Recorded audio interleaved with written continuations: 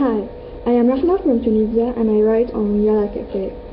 Today I'm gonna read a paragraph from my blog E-Peace, and it is my first blog I ever published on Yala Cafe. Non-violence means avoiding not only external physical violence but also internal violence of spirit. You not only refuse to shoot a man but you refuse to hate him. Martin Luther King. This is one of the most inspiring quotes I've ever read in my life. I believe that hate is the primary act of violence. Yes, I was born, as many of you, in a country where they teach you to hate your enemy and where they give you several arguments to justify violence and make you picture hate as resistance, pride, dignity, courage, and sometimes manhood. Unfortunately, this education is unacceptable. I believe that justifying hate to a child is both shameful and tragic. Indeed, the human being grows in the international cycle of violence. Violent cartoons, weapon-shaped toys, violent movies, violent video games, etc. When the good guys are the ones who kill the bad guys, and the hero is Rambo or some muscled guy with a ton of weapons, you know there is something wrong with this world. Matter of fact, as violence gained the real world, it has invaded the virtual one as soon as it was created. The most notable phenomenon on the web is the massive use of fake profiles in publishing hate comments, violent photos, racist page, and groups which target young people and brainwash them. E-terrorism is a new form of terrorism spreading on the social networks. However, peacemakers themselves use networks to create virtual communities and movements which bring people from different countries and religions together. Sometimes people who are supposed to be ferocious enemies.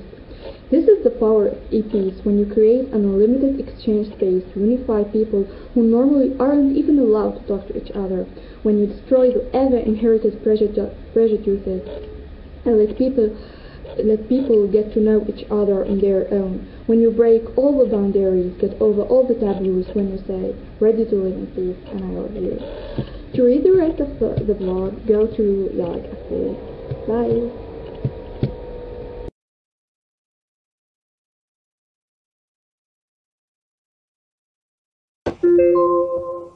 Well, 2 weeks after my arrival in Graz, as I was standing at this busy street, I felt something weird behind me. Someone was actually grabbing my butt. I turned and saw a guy making fun with his friends. When I found the courage to yell at him, no one around helped me. No one stabbed him, no one condemned his act. Everyone was staring at me. I felt that I was the one who committed a mistake. I felt so confused, mad, and sad at the same time. I realized that no one would defend a North African veiled girl over a white man. It was like time travel into the 16th century, and I was trying to stand up in front of a white lord. The police didn't intervene either. Was I really in the land of human rights? Maybe it's only for the white ones. Well, I'm not saying that all European or Austrians are racist, but I felt that the majority are. I don't know why. I assume the reason is that they were raised this way.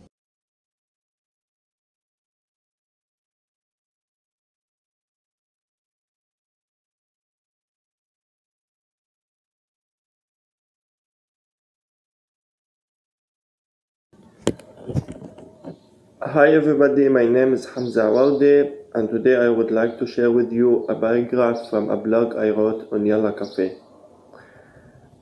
The blog name was The Green Palestine, which is an imaginary future of Palestine that matches the expectations of young Palestinians.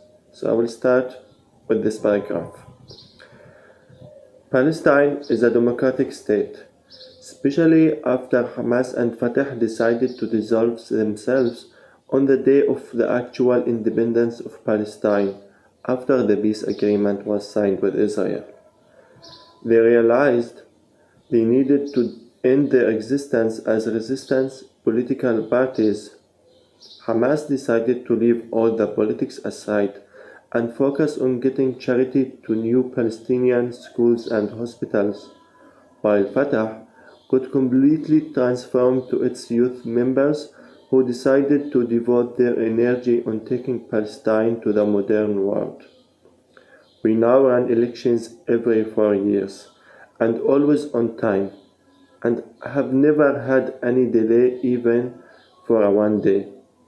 The last presidential election brought a Christian young woman to become the president of Palestine. She's just 32 years old, and intellectual, full of determination, who wants to improve the political and the social justice situation of the country. The parliament has many brand new political parties.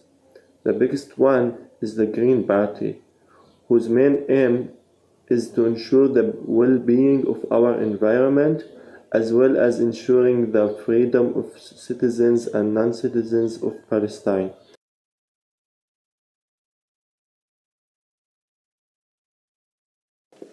Hi, my name is Sarah. I'm from Israel and I write on Yala Cafe.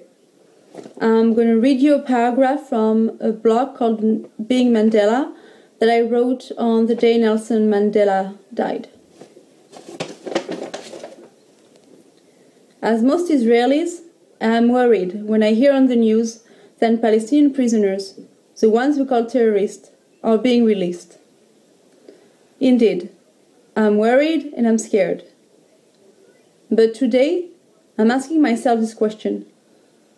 If I was a white Afrikaner in Johannesburg in 1964, would I have been afraid of Mandela? Would I have called him a terrorist? The answer could be yes. I like to think of myself as a humanist, a people person, a peace activist. But at the end of the day, I'm just a regular person who can be irrationally scared by other people because they are presented and represented to me as enemies of security. I fear they will have even more reasons to hate me after they've been in jail. And what about the families of victims on both sides? Don't they have all the reasons in the world to hate each other? And me? How forgiving can I be? You can read the rest on Yala Cafe and leave your comments. Bye.